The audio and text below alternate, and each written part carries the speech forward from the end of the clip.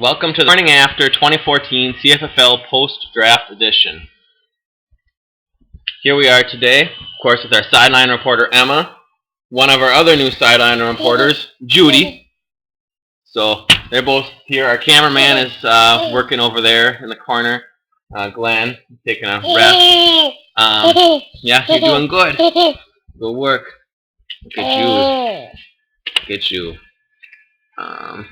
First of all, we got some administrative stuff to take care of. Please mail your check for 75 in before the end of week 1. If not received 6 points, will be subtracted from your season points each week. So week 12 will have 12 points taken off and so on. It won't affect each game, but it will affect your season points overall.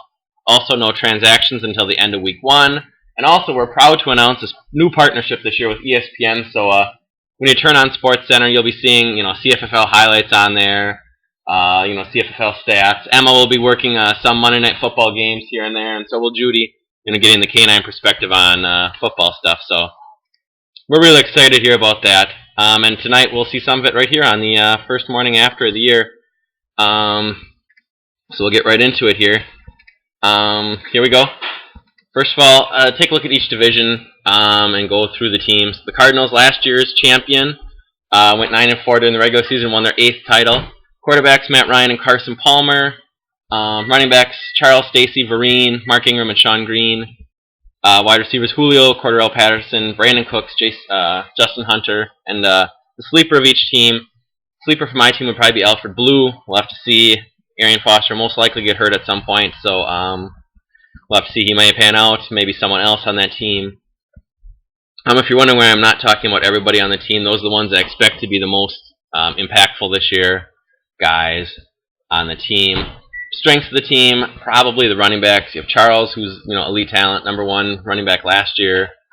Zach Stacy had a pretty solid year once he started to play. Vereen was on pace for 11 touchdowns in the games he played. Mark Ingram's looked really good this year. And Sean Green right now is supposed to be the bell cow for the Titans, although we'll see how long that lasts. Problem areas could be at receiver. Patterson, is a kind of a sleeper, but, he's right now penciling as the 2. Julio is solid, but Brandon Cooks, Justin Hunter might be more flex guys at this point, but they're going to be number 3 receivers.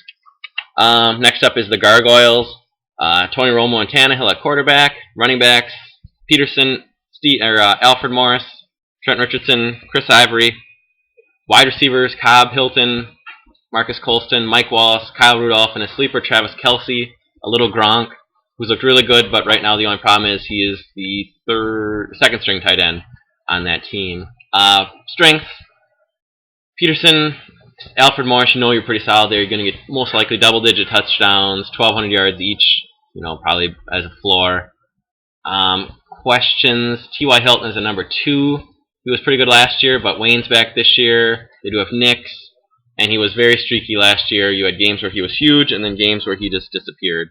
Also, Trent Richardson as flex. He's going to get the work most likely, but he was bad last year, and the preseason hadn't looked much better for him. Next up with the North Division, we have the Horn Dogs, who last year went 6-7. Also, by the way, the Gargoyles were the consolation prize winner. They did finish 7th last year. So Griff kind of won playoff games, but not really. The Horn Dogs, Russell Wilson and Alex Smith at quarterback. LaShawn McCoy, Ryan Matthews, Frank Gore, and Noshawn Moreno at running back. Receivers, Alshon, Macklin, Terrence Williams, Marcus Wheaton, and the sleeper of Mohamed Sanu, who could be pretty good, especially until Marvin Jones comes back, and if injuries linger, which sometimes they do, he could be a big presence this year. Strengths of the team, I would have to say you're looking at, McCoy and Ryan Matthews. While he usually does get hurt, everyone expects, he was healthy last year, and he could be pretty productive this year yet, too. So that could be a pretty solid pick. And Gore, everyone expects him to get hurt, but he keeps playing. And Noshawn, he's not a Bronco this year, so his value will be down, but a guy who's going to score touchdowns, and will get some third down work with the Dolphins. Questions, same things I mentioned about Matthews and Gore. Also, Macklin's a 2. We'll see. And Russell Wilson is a darn good quarterback, but fantasy-wise, he has been, kind of a borderline starting quarterback, number 10, 11. This year he steps up. We'll see. Finally, in the North Division, we have Bernie's Bruisers. Last year finished 5-8. Bruisers had a starting, looks like, at Nick Foles, and then also Phillip Rivers is a very solid backup. Matt Forte, uh, Reggie Bush, Toby Gerhart, and a little bit thin there, but everyone's bench, in case you can't tell, is thin this year. Ronnie Hillman, who could have some big work with the Broncos. You never know how it's going to play out. Receivers, Jordy, Michael Floyd, Jordan Cameron, Kelvin Benjamin, Ruben Randall, and a sleeper of Jonathan Grimes, another Arian Foster injury guy. So we'll see there. Definitely like Foles and Rivers, it's really solid. Forte good. Questionable with Reggie Bush. They really seem to like Bell this year. Gerhart should get all the carries, but you have the question of, that the Jacksonville Jaguars, but he's going to get all the carries. So pluses and minuses with him. Nelson and Floyd could be really big. Jordan Cameron will be the only option there, but do they have anyone to throw to him? And those other ones, Kelvin Benjamin, Ruben Randall have a lot of upside. So a good team there. A little question maybe at running back 2, but otherwise a really solid team for Bernie. Next up, take a look at the Central Division. Oh wait, we have breaking news here on our ESPN partnership. Breaking news, Michael Sam is still cut. If you're out there, he has still been released. He has not been signed. We'll keep you up to date on this one. Josina Anderson might be out there right now. Maybe even get a live feed from her. Who knows? Central Division, you have the Garbage Men, last year's Super Bowl runner-up, and finished 7-6. You have Andrew Luck, Big Ben at quarterback. Running backs, you have Monty Ball and Eddie Lacy. My opinion, the best 1-2 running backs in our league. Questions on each, can Ball do it for a full year? Will he not fumble? Will Lacy stay healthy for the second time in his career? But huge upside there. Bishop Sankey right now is not looking like he's going to get the carries, but we'll see. He's probably the most talented back there. And Carlos Hyde I really like. Looks like he could be good, but again, he's buried behind Frank Gore. Receivers, Vincent Jackson, Torrey Smith, Kendall Wright, DeAndre Hopkins. Pretty good, maybe a little questionable. Torrey Smith didn't get many touchdowns last year. Now they actually has more guys to throw to. Kendall Wright, very good. He's just going to need some touchdowns. He gets a lot of catches, not a ton of yards. And the sleeper for the Garbage Men, of course, is those 3 defenses that were taken. Maybe he knows something we don't, but, a big move there by the Garbage Men to grab 3 defenses in the draft. Next up is the Donkeys. Last year finished 3-10. Cam Newton and Josh McCown at quarterback. Running backs, we have Le'Veon Bell, Gio Bernard, Ben Tate, and Kyrie Robinson. Wide receivers, Megatron, Percy Harvin, Reggie Wayne, Riley Cooper, and a sleeper, of course, Johnny Football. He's a sleeper for everyone. If he actually plays and plays like he did before, he could be a pretty good player. But we'll have to see. So far, not looking like it. Strengths of the team, overall, just a pretty solid team. Ben Tate is a flex, is very good. Upside. Bell, we'll see. Last year looked really good. Gio Bernard, they love. We'll see if he gets all the carries. And Percy Harvin, if he stays healthy. Probably the biggest question marks at quarterback with Cam Newton, with the broken rib, new receivers. How is that going to play out this year? Probably that's the biggest question mark on this team. Otherwise, a very solid team for the Donkeys. Finally, in the Central Division, we have the Badgers and the Kongs. The Badgers last year finished 4-9. Drew Brees and Jake Locker at quarterback. Can't ask for much more there. Locker high upside backup. Marshawn Lynch, Rashad Jennings, Pierre Thomas, Lamar Miller, and LeGarrette Blount. Some solid backups there. Pierre Thomas's role might phase a little bit more into Sproles this year as he's going to catch more passes. Lamar Miller, how is he going to perform into the new offense, and will Noshawn cut into it? But Jennings is there. He should be solid. Might not get a whole lot of goal lines, but he's good. And Lynch, as long as he stays healthy, he's very consistent. Receivers, Crabtree, high upside. Julius Thomas is going to get touchdowns. Golden Tate and Mike Evans. So, some pretty good receivers there.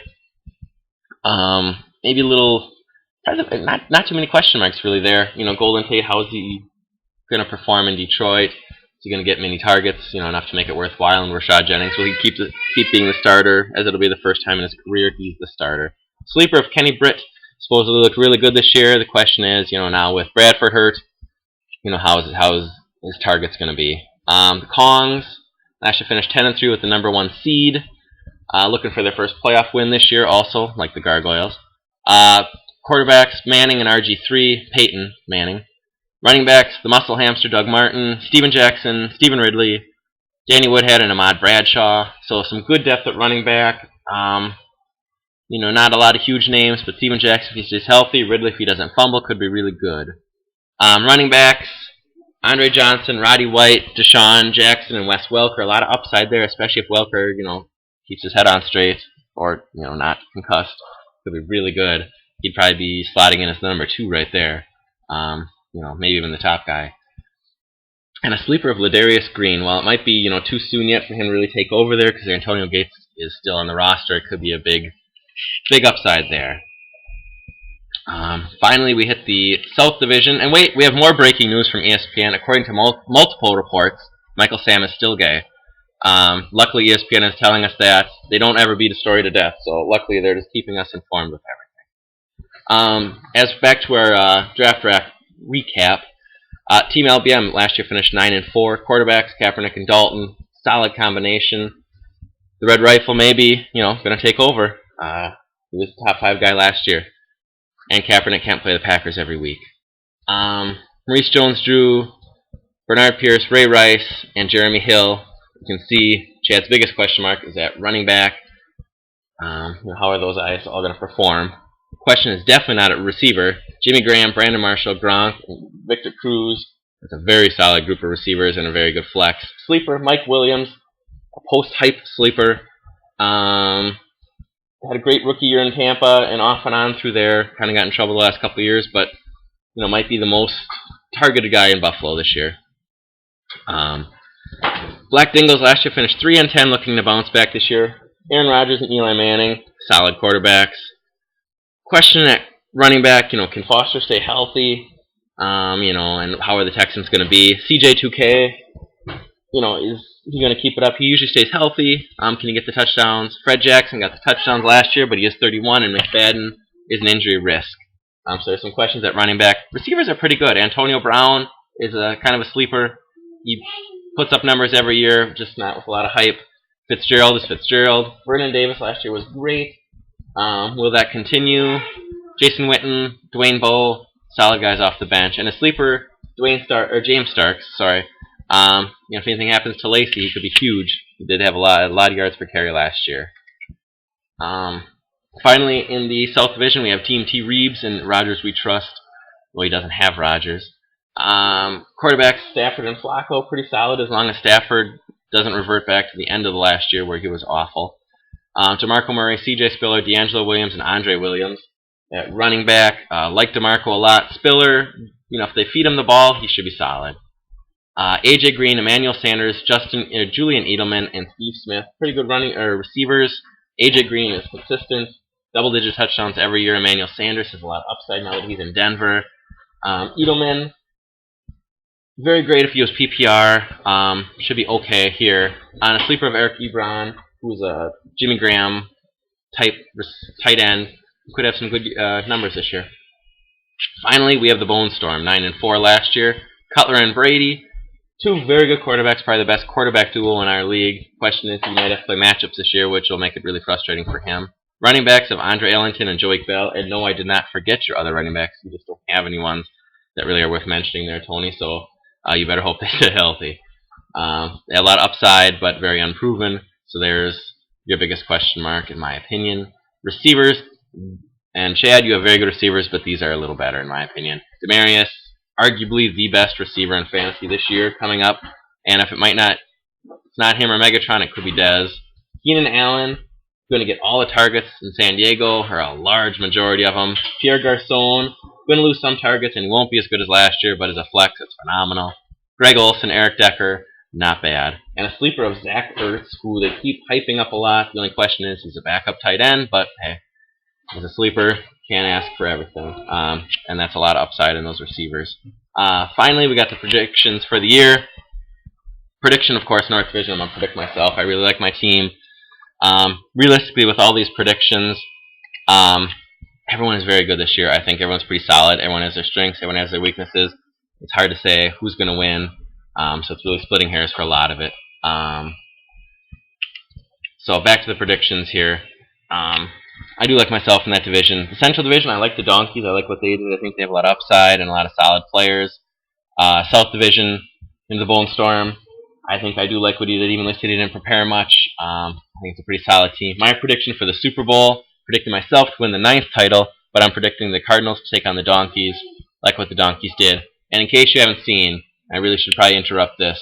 Adam Schefter is reporting that Michael Sam was cut because he's a fringe NFL player, and he's probably going to be a practice squad guy this year, fitting his talent level. So there you can see that breaking news right there again. ESPN, thank you for beating things over and over and over and over again. We don't officially have a Griff Gripe today. He wasn't able to send it in. However, he did kind of tell me what he wanted me to talk about. Griff Gripe this week is thanks everyone for showing up. He said he feels that if you don't show up and you live in the state of Wisconsin within a 2-hour radius, that you should be, unless extenuating circumstances, should be fined 5 points, or just 5 points should be docked from your first week total for not showing up. Although I can't complain too much. We had our fastest draft, our most efficient draft, and I had a heck of a fun time. So thank you, Bernie, DK, Chad, and Griff for showing up. We had a lot of fun. And in the words of Dan Griffin, you guys may or may not have ever heard him say this. It's not like Griff to beat a dead horse. He kind of is like ESPN. Sorry about your fantasy team, Griff. See you guys. Week 1, remember the season starts Thursday night. All you Packer fans, I'm sure, won't forget that. So set your lineups and get your checks in the mail. Thank you very much. Bye.